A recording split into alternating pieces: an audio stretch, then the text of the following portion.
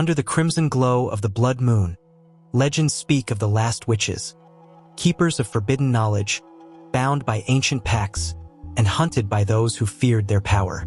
Tonight, we step into a tale where shadows whisper, spells linger, and destiny bleeds beneath the moonlight. Who were these witches? Why were they feared? And what secrets did they carry into the night of their final stand? Join us as we uncover the mystery of the last witches of the blood moon, a journey into history, myth, and the chilling truth that still echoes through time. The last witches of the blood moon. Legends whisper of nights when the moon bleeds crimson, its glow staining the world in hues of fire and shadow. Among these ancient tales lies one of the most haunting, the last witches of the blood moon. They were the remnants of a once mighty coven, guardians of secrets older than kings, feared by mortals yet revered by the earth itself.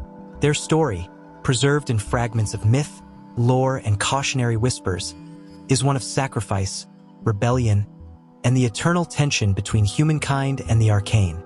This account blends myth, history, and symbolic interpretation to unravel who these witches were, why their fate was tied to the blood moon, and why their story still resonates today. Origins of the blood moon witches. To understand the last witches, we must first examine their beginning.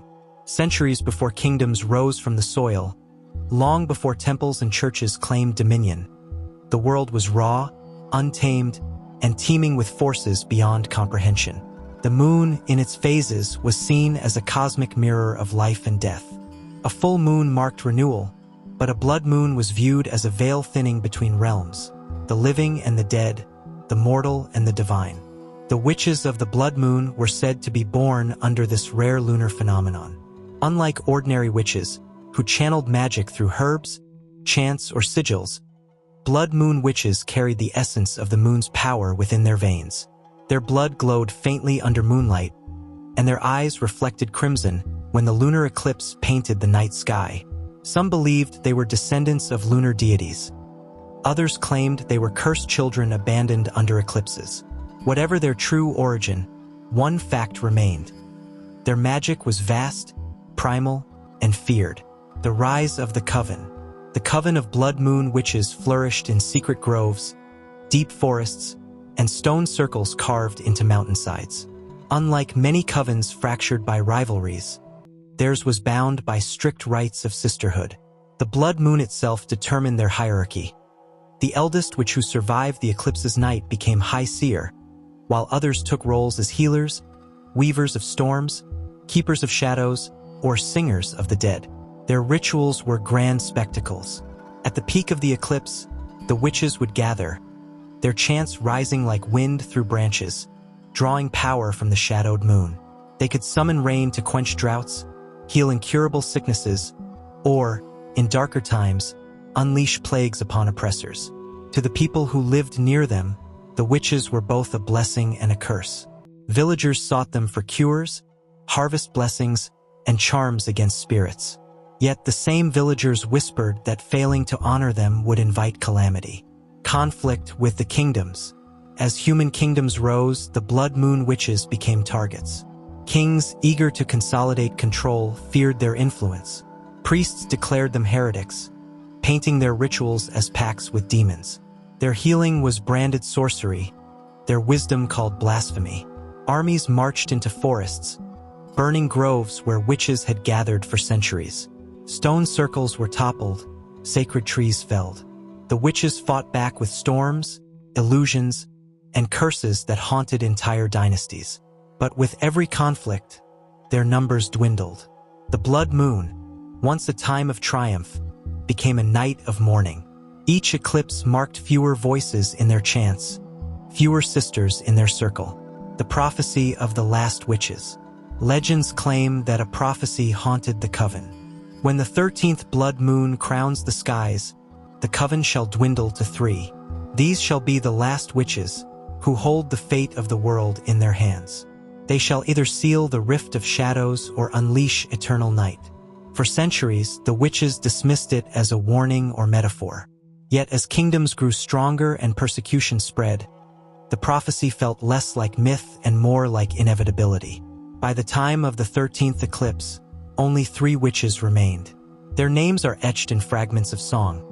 Ciliora, the Flamebearer, Maverin, the Shadow Singer, and Allura, the Bloodseer, the last witches. Ciliora, the Flamebearer. She carried fire not only in her spells but in her spirit.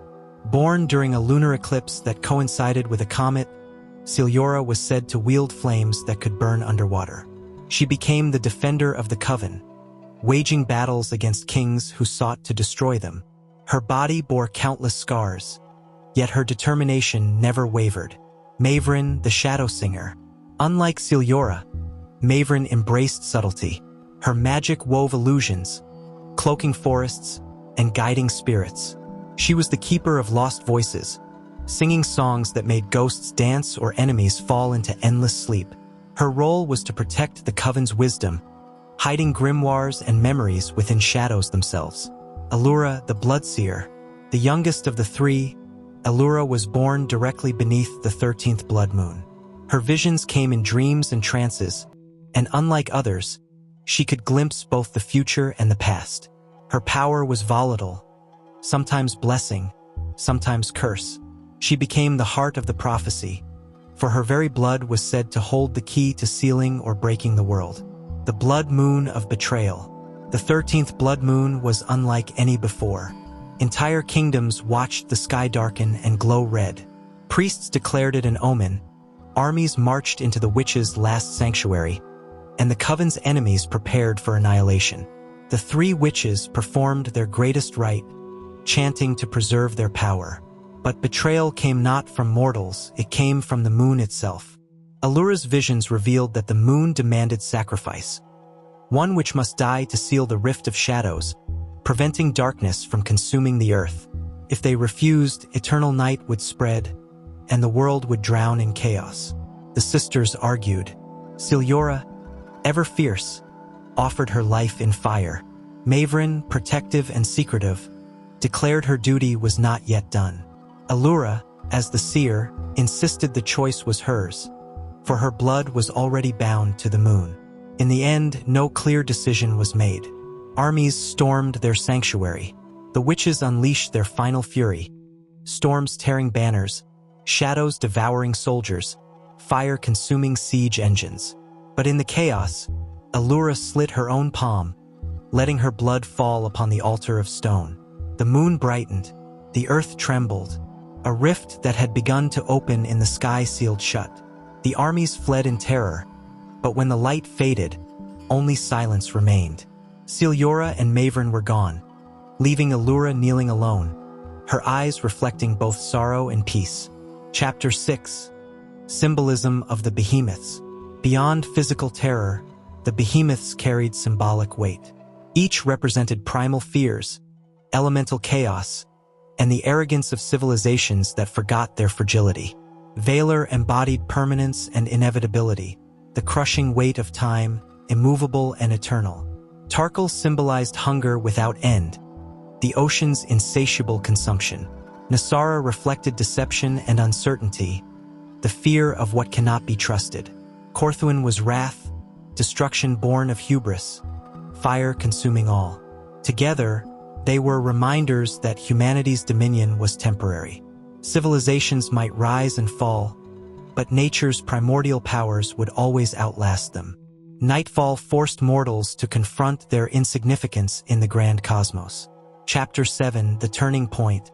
Despite devastation, hope flickered when the Veil Keepers uncovered an obsidian tablet in the ruins of an ancient temple. It revealed that the Behemoth's power was not limitless. They required the energy of nightfall to sustain their wakefulness. If the veil of eternal twilight could be lifted, the Titans would once again sink into dormancy. This revelation ignited a desperate quest to rekindle the true sun, whose light had been stolen by the cosmic shattering. Legends whispered that a fragment of the sun's essence had fallen into the hollow cradle, a canyon said to be carved by the Behemoths themselves. Heroes, mystics, and soldiers journeyed together into this abyss, facing horrors beyond monsters. Corrupted landscapes where time fractured and reality bent. They battled not just beasts, but their own shadows, for the nightfall itself warped minds.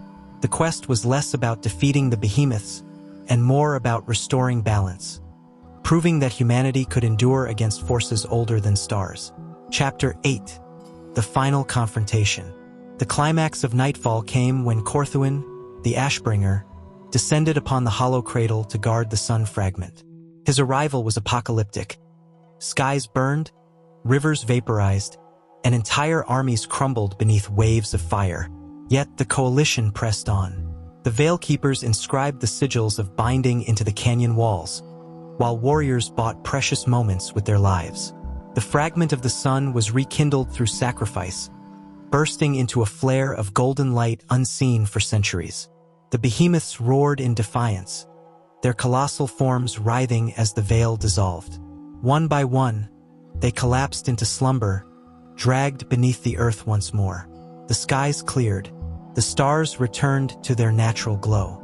Nightfall ended, but victory carried a cost. Millions dead, kingdoms erased, and the knowledge that the Behemoths still remained, slumbering, waiting. Chapter 9. The Legacy of Nightfall. The aftermath of Nightfall reshaped humanity forever. Survivors built new societies not on arrogance, but humility. They constructed monuments not to kings or conquerors, but to those who resisted despair. The Veil Keepers became the new spiritual guardians of knowledge, swearing to keep records of Nightfall so no generation would forget. Yet, the scars of the Behemoths remained. Vast chasms carved by Valar's steps, coastal ruins swallowed by Tarkal's waves, shifting